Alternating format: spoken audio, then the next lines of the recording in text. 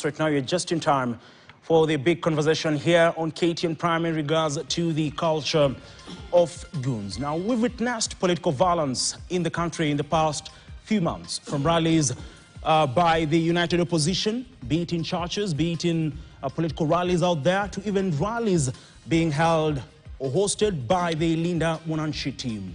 We've seen goons raining terror on not only political players, but also citizens and even business people, business owners, businesses being destroyed, others looted, with lives, most importantly, being lost. A culture that is growing, a culture that appears to be growing by the day, with those in the security sector not being able to have answers or address these particular issues as they should.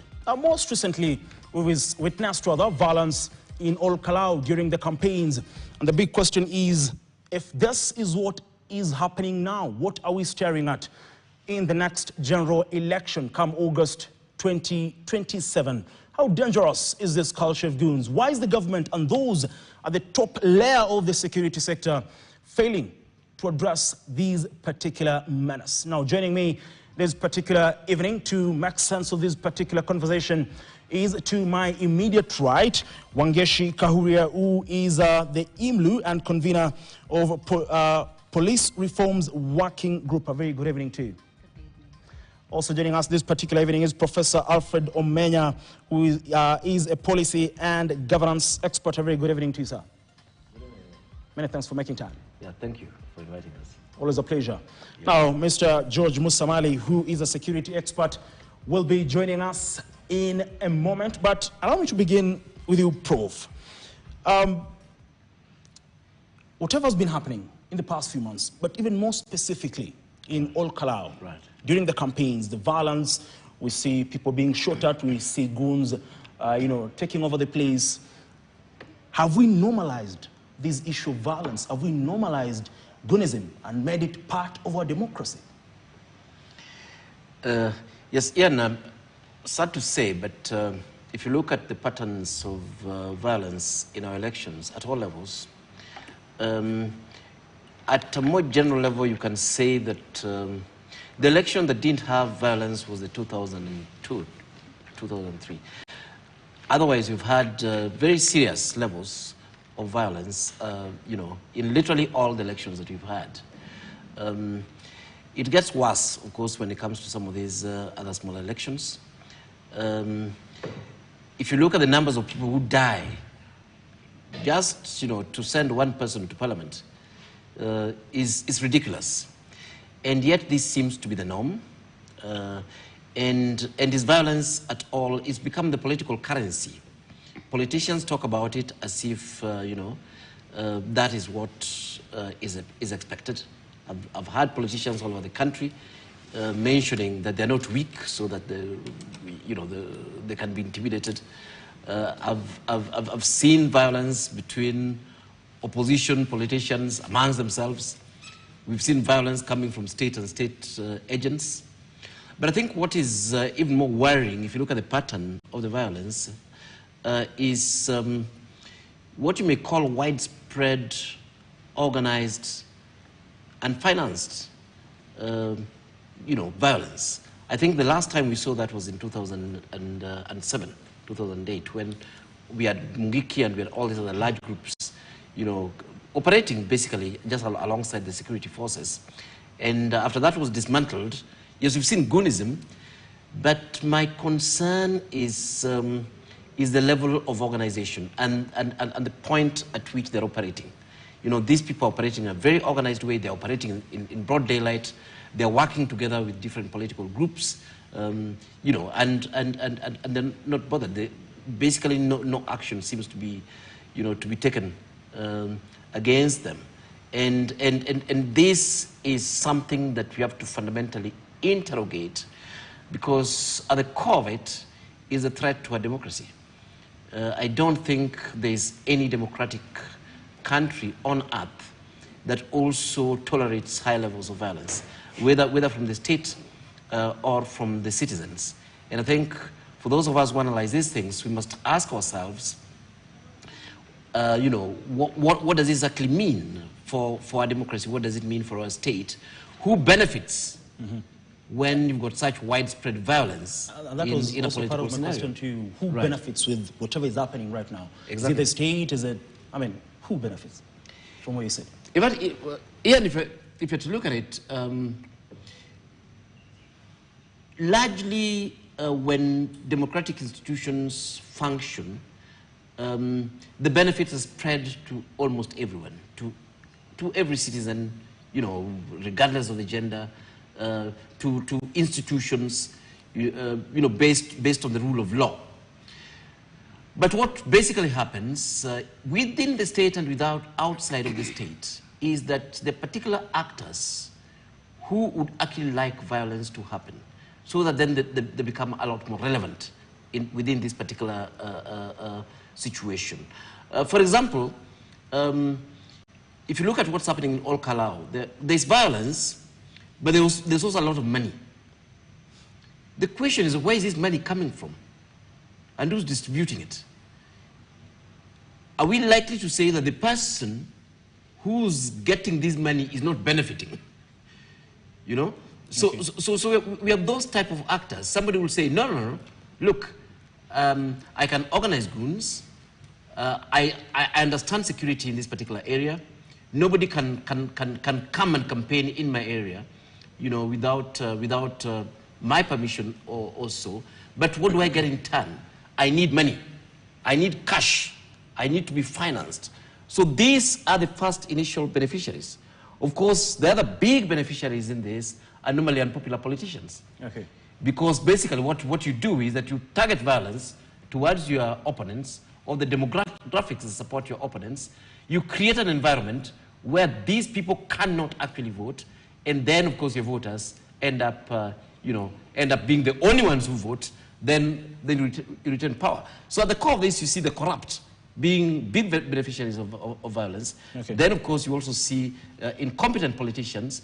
So good, strong politicians actually hate violence. They hate it because it messes up the demographics that votes for them. It suppresses, the voters that come to them. Okay. Exactly. Fair enough. Let me come to you, Wangeshi. You are part of the teams that has, been documenting cases of, violence and even, police excesses. And there are concerns about, because sometimes you see goons working in tandem with the police. From where you sit, why is it difficult for Kenyans to see that these goons have been arrested? The perpetrators and the sponsors, like Mr. Amenya puts it, or Professor Amenya puts it, have been arrested, taken to court, convicted. Why is there no clarity? Why is the judicial system and in terms of convictions, arrests and convictions, not happening as it ought to be under the law? Thank you. I think we have a lot of issues to think through and to discuss as a country.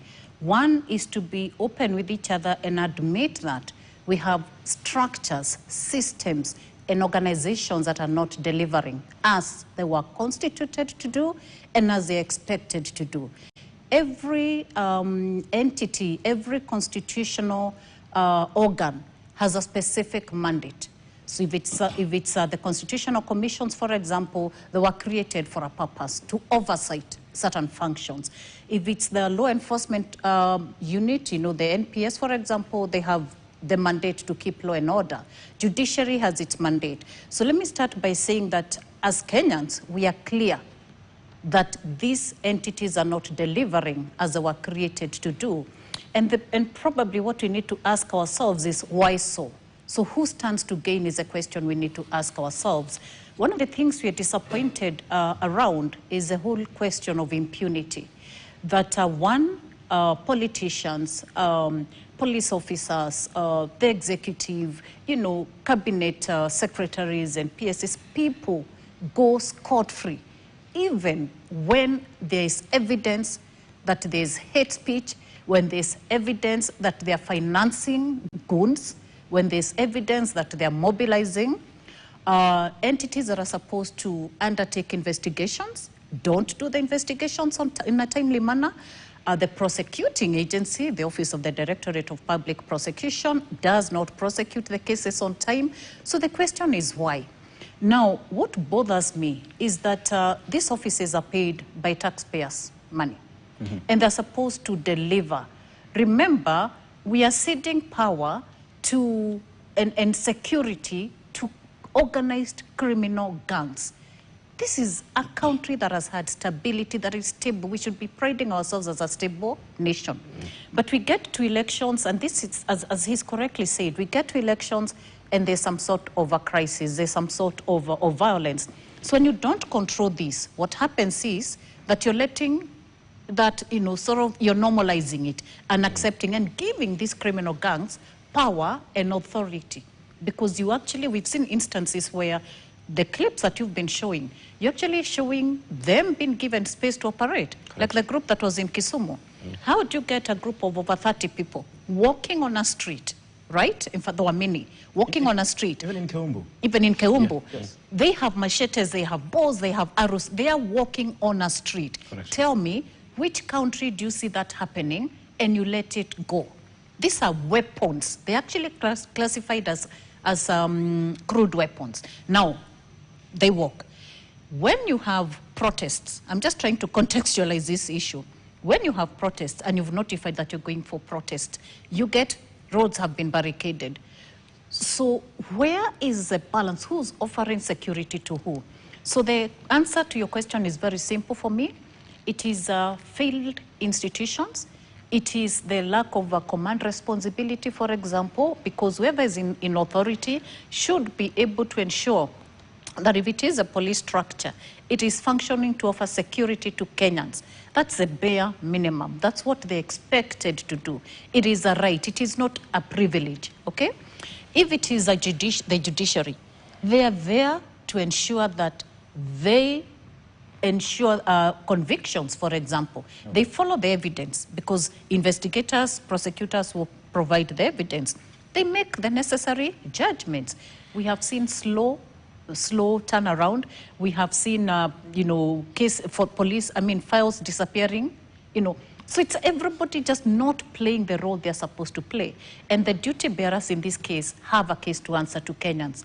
They are employed by Kenyans. They should serve Kenyans. Pretty much. Now, also joining us this particular evening is Mr. George Musamali, who is a security expert. Very good evening to you, sir. Good evening. Thank you very much. It's good because you came while Mr. Professor here was giving his submissions, and you've also had Wangeshi.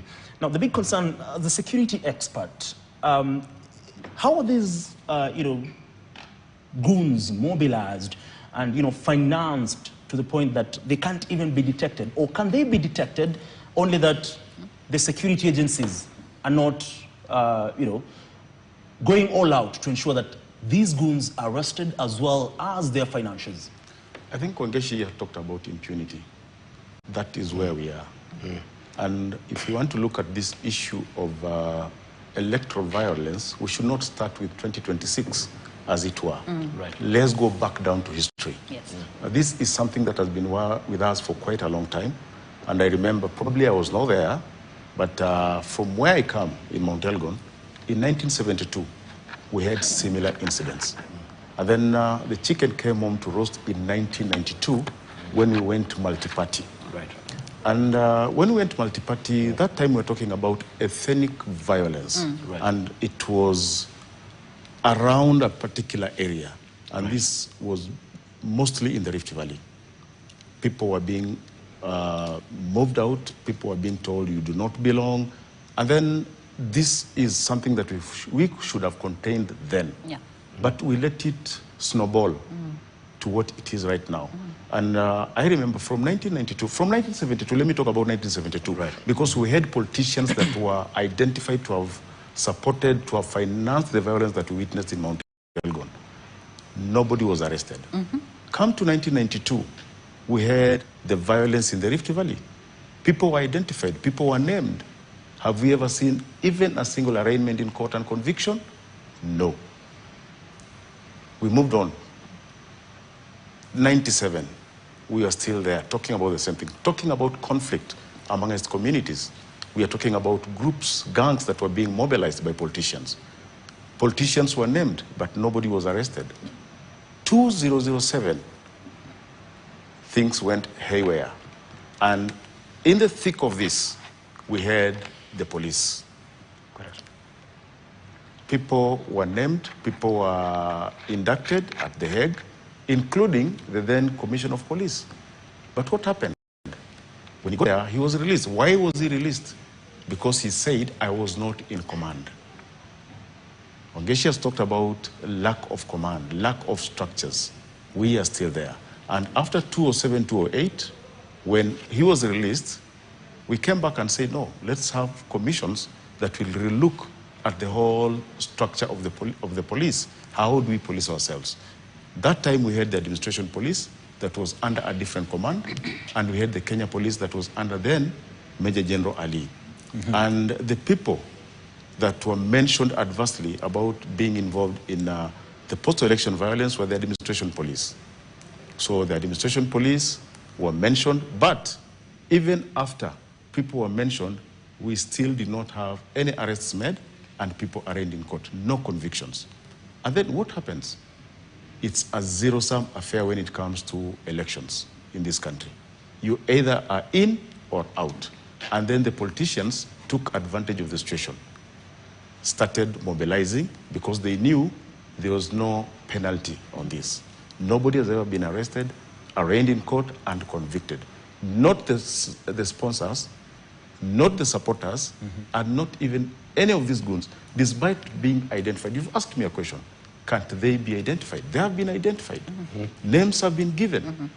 But what has happened? Look at Keumbu. Very clear case. Look at what happened in Odhaya. Leaders, politicians were mentioned. But was any action taken? No.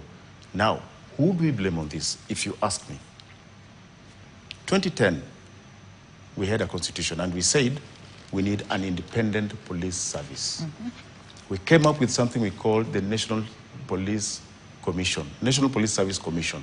And we said the Inspector General should be appointed independently, and his two deputies, so that there is no link between them and the executive. Correct.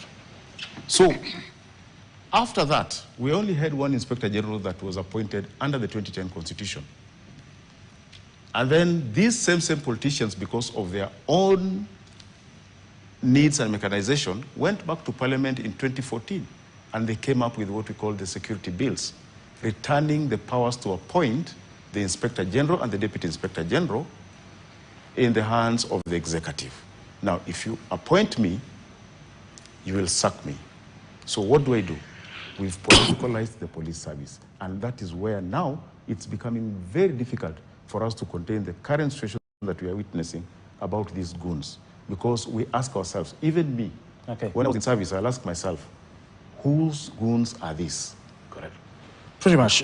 Even as you talk about, detection and arrests, the only time we see, these goons being arrested, we only see a handful. We see 5, 6, but at the end of the day, there's no progress in terms of these cases and no financials arrested. And that takes me to you, Professor.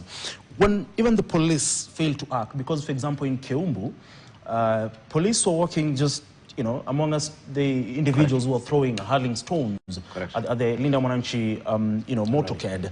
Then it begs the question, if police fail to act, is it institutional failure or political instruction? You see, I'll build on what Mr. Mali was certainly saying, that do we really think that it's possible to have independent policing when they're actually appointed by the executive? And remember, the executive comes from one political grouping.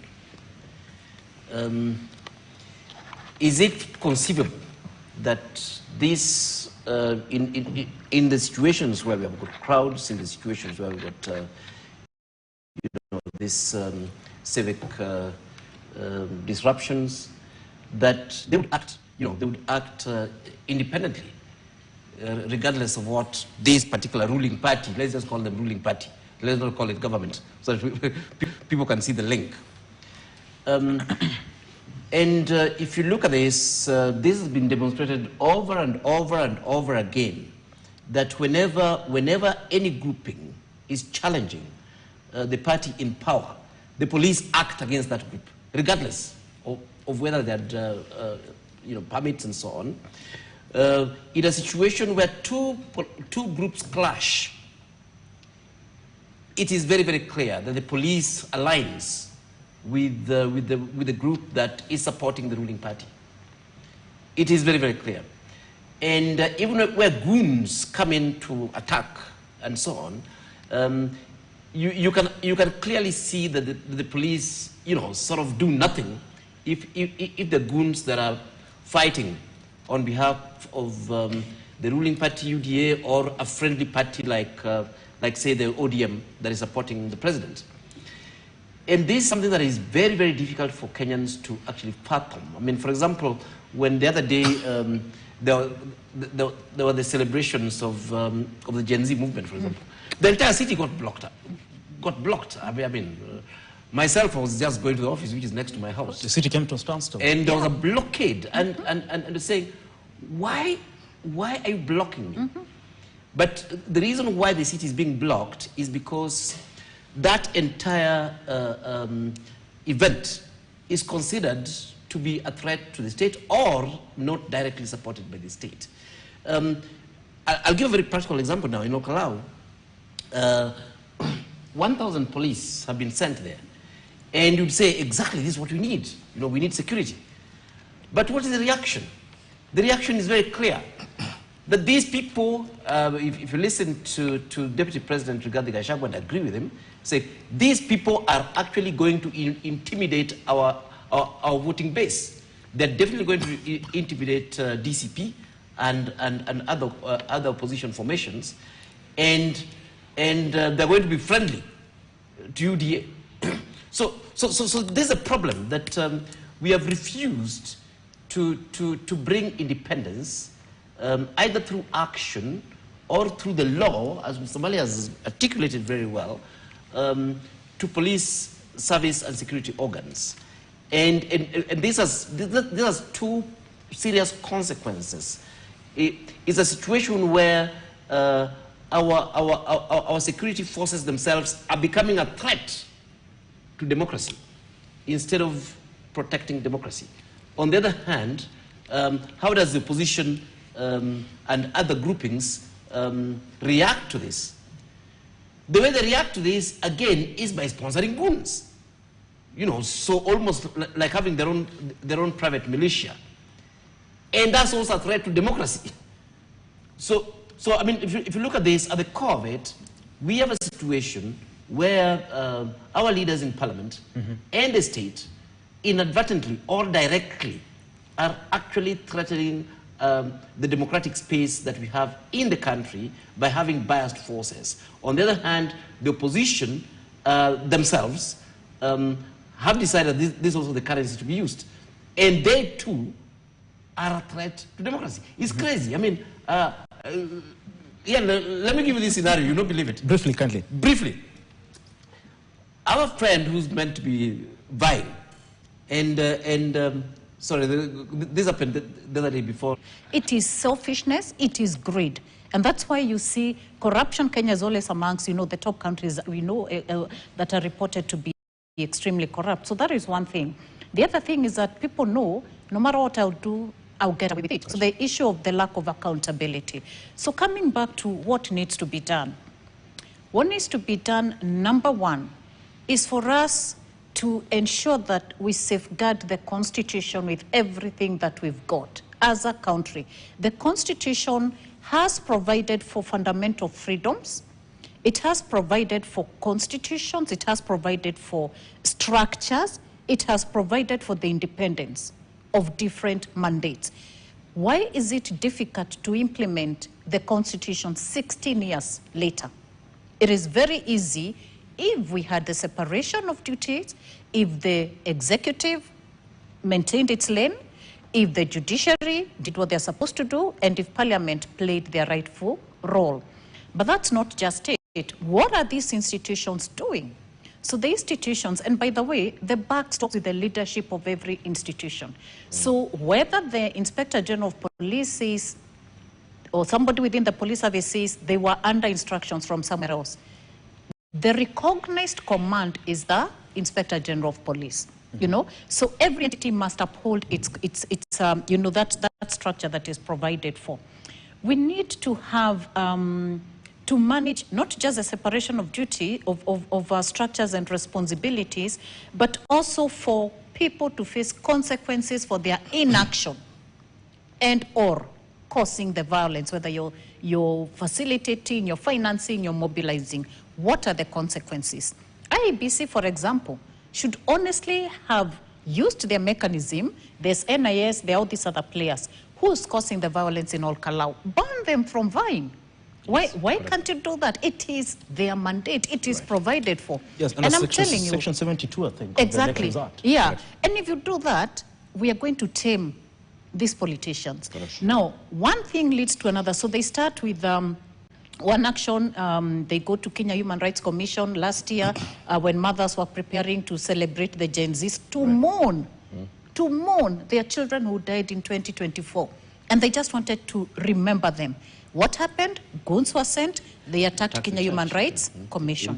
Last 2 weeks ago, what did they do? All Saints. What was being discussed there by civil society and community members? The finance bill. What happened? Nobody was, you know, there was no accountability at all. Somebody even said, we were paid, we were mobilized. And then it's gone quiet. So people need to know that there are consequences to every action or inaction. We see all that happening. We see these goons being captured on CCTV. Yes. We see those, you know, in the highest head of the security sector, the CS, the PS, come out and talk about how the government is going to deal with these goons. But at the end of the day, it seems it remains just talk, no action. Exactly. Let me just respond to this, to the comment you're making. Remember last year when the CS said, shoot them, shoot protesters. We'll protect you. How do you make such a statement? Yeah? These were peaceful protesters. Then now you have armed goons, and you protect them as they harm, cause injuries, destroy property of Kenyans, and you're watching. So my question is, why is such a CS in office? Gen Zs went onto the streets and said, if you can't serve us, leave your seats. We have a lot of Kenyans who can actually sit and perform in those positions. So why is such a person sitting? So he was left to continue. Now we are unable to control. And I'm telling you, if we don't take control of these guns today, it will be impossible for people to even move from their homes to the market. It's going to turn Kenya into an anarchy state. It's going to turn this country into something we cannot control. So we need to honestly take action today, not tomorrow. Fair enough. Mr. Musamali, let me come to you.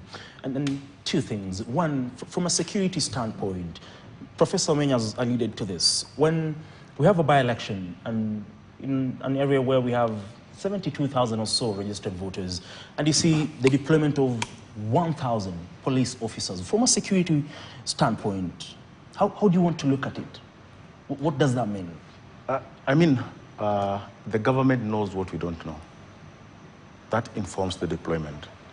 Because normally, in normal circumstances, what's supposed to happen is that the police are supposed to sit down with different stakeholders in that area, come up with an operational plan that will inform the deployment.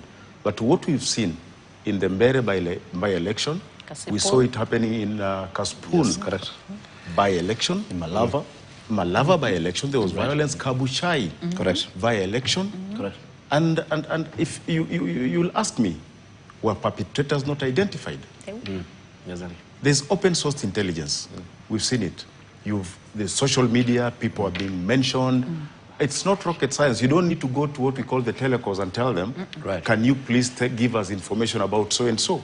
No. Open source intelligence was there. But to date, because these people are aligned to government, nothing has happened. We've heard stories about Olkalau, where we've been told the OCPD, the OCS, etc., have been moved to bring in friendly police officers to the system. And this is exactly what is happening in Kalau right now. And it seems like this is an election that the government does not want to lose. Let's be open about this and talk about it. And this is what is leading us to the kind of violence that we're experiencing now. And what Wangesha said, if we are not very careful, in 2027, we are going to have worse violence than we're experiencing now. And what causes conflict when it comes to elections? The people in conflict with the government in conflict with the people, politicians in conflict with each other, or the above three combined. Yes. And this is exactly what forms what is happening right now, where people are so willingly coming out and fighting each other, the politicians. And who are they using? The youth of this country. Yeah, and why are the youth so culpable to this? Unemployment. They feel that this is like where we can earn a living because we've monitorized the use of the youth in causing violence. And when that happens, these youth have no loyalty to anybody. No. Today they will be mine because I have money, I'll pay them. Tomorrow, because you are also able to pay, they will join you. Sort of, we are now having youthful mercenaries in this country. The only difference between us and countries like South Sudan, Sudan and Ahiri is because we've not gotten to a point where by now we are arming these young men. But if what Wangesha said, as we move on, we have a porous border. It will get to a point where now we will allow these politicians to get out of this country, buy firearms, and arm the youth. Correct. It's true. And this is very dangerous. And why are we getting there? It's because of the impunity we talked about. We have a service that is not held accountable. How do you allow, for example, in Keumbu, I saw police officers amongst the people that were throwing stones. But so far, we could identify those people. Have they been arrested? The files went missing. The files went missing. So what message are we sending now to the other opposing party? We are being hit by people we can identify. So what do? Create our own militia, create our own goons, so that when we meet in the middle, we start fighting each other. So this is a situation that needs to be addressed now. It's a situation that needs to be arrested now. Let's call out the people that are supposed to be taking action, and we are seeing in action from their point. Now, before I go to Professor, the Professor talked about the independence on the, or rather of the police. From your point, from where you sit as a security expert, what governance structures maybe do we need to ensure that the police are independent? We had it in the 2010 Constitution. I believe I joined the service in 1990 during the Sabasaba riots, etc., etc. That time, we were under Kano. Section 2A was still in place. It was still in force. And when we were swearing our allegiance, when we were passing out, we were swearing our allegiance to the president, not to the republic. So in 2010, we said, no, let's change this. The swearing in changed, and people were being sworn in, the allegiance to the republic, not to an institution. But as I said earlier, we started off very well, 10 steps ahead. And then in 2014, somebody realized we need to control the police. I'd like to give an example why the police need to be controlled in Kenya. In countries like Uganda, UPDF is under the control of the president. He will call them out and they'll be there, out there on the streets. You go to Rwanda, it happens like so. But in Kenya, we have a very professional military. We have, in the Constitution, we have clauses that will only allow the president under the National Security Council to bring out the military on the streets. So 2010, we said even the police will not be at the beck and call of the presidency. We have to follow the law. Parliament has to be involved in the deployment of police in certain circumstances. When they realized this, they said, no, let's go back to Parliament 2014 security bills, clawed back on what we had gained in the 2010 Constitution. Now we have a police service that is answerable to the executive. The Inspector General will look behind, look at the way Mutiambai went. One morning, the guy had resigned. Kinoti resigned. Kome yeah, no security of chain. So what do? I also have a family to feed. And these policemen you see out there, whose goons this? Are they pro-government or anti-government? If somebody is anti-government, you'll see tear gas, you'll see water cannons, etc., etc. But if I come out today or tomorrow and say, I'm for the government, we want to protest in favor of the government, you will not see any policeman on the streets. So this lack of independence of the police is what is getting us where we are right now. Yeah. The judiciary will only act, or the people will only act if you've been arrested, a complaint filed, arrested, and arraigned in court. But as it is right now, we are still timing at the same place. We're still talking about police independence. We are seeing things going haywire, things being done wrongly against the Constitution, but we are not taking any action. Okay, fair enough. Prof, let me come to you. We talk about changes in governance structures that can make the police independent, and he has rightly really put it. But even as we talk about the linkage between political patronage and the impunity that we see, in terms of reforms, what reforms do we need to break the chain of command between these goons and political actors, more specifically, importantly, before the 2027 general election? I think let's look at it generally, and this is the other bit that Kenyans really don't like to speak about, is the involvement of government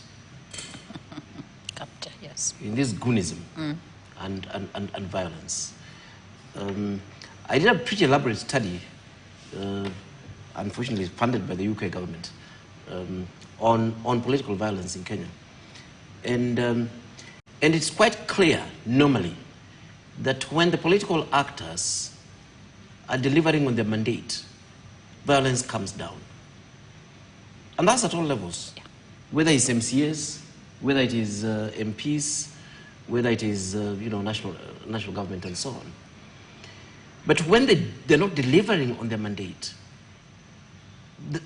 they face real threat of being voted out of office, and they become extremely violent. And that starts all the way from the village to national level. And this is not just in Kenya. You'll find regimes that are not answerable to citizens becoming extremely violent and also supporting militias, whether you look at Sudan, Haiti, Syria, Venezuela, is the same, regardless of how those characters got into the office in the first instance. And when you're starting to see widespread violence, I think the first question we should actually ask is, what is the state of our governance? What is the health of our democracy? What is the accountability? An interesting paradigm that I want to highlight. Currently, nobody is speaking about corruption in Kenya. Why aren't we speaking about corruption in Kenya? Because we've given up. Everybody is corrupt. Everybody is extremely corrupt, from the chief in the village all the way, and in all the ministries and so on, that it doesn't even make sense talking about this. But the reason why I'm highlighting that is, again, high levels of corruption is a sign of poor governance and a sign of impunity. And a corrupt government is likely to be violent or to support violent actors. So, coming back to your question, our leaders, especially the opposition now, but our members, must be alive to that government. And the only way you can stabilize such nations is to ensure that such governments do not have absolute control of violence and the forces and so on. Hence, they need to restore the independence of a number of these offices. We know politicians still would always like to meddle. But you can imagine if they're given direct responsibility over these institutions. So we are getting nowhere. We are really getting nowhere as long as our policing and our security forces are actually answerable to some politician. Yeah, because these guys become unpopular, these guys feel threatened, then they abuse, you know, entities that should actually be independent, offering as services. And it even gets worse, you know, because you could argue that if you're running a country and you have access to the police, then you don't need militias. Again, that's a fallacy. The truth of the matter is that we still have a few residual laws that does not allow absolute, you know, abuse of these institutions. So you find government then sponsoring militias. So saying in addition to this, of course, and I like where Musamali started us off. You remember anti-stock theft in Kenyatta's time. Basically, a parallel force was created, you know, to intimidate people politically and so on. So again, we've seen this over and over again, where those in government actually create militias. Mungiki was used by a party that was actually ruling, until when Mungiki became a threat to that same party. So let's not assume or even recuse government of innocence in this particular matter. Okay. Ungeshi, you're part of the stakeholders that, you know, are pushing for change and calling for police accountability and all. But interestingly, when you listen to a section of the political class speaking, I was listening to a certain member of parliament the other day, and he was talking about how, you know, these goons need to be even enrolled to the police service. What does that say about, you know, exactly how the political elite and the political class are taking these issues, addressing these issues? Yeah? It's sad. It's not even something you want to believe a leader, because I don't even believe they're worthy of that title of leadership. Correct. Because being a leader, you honestly act in the best interest of your people. Exactly. So number one, what is he and how are they serving their citizens to begin with, their constituents? And when you make such a careless remark, what are you telling Kenyans? We have a system, we have a national police service that was actually put in place, changed from a national police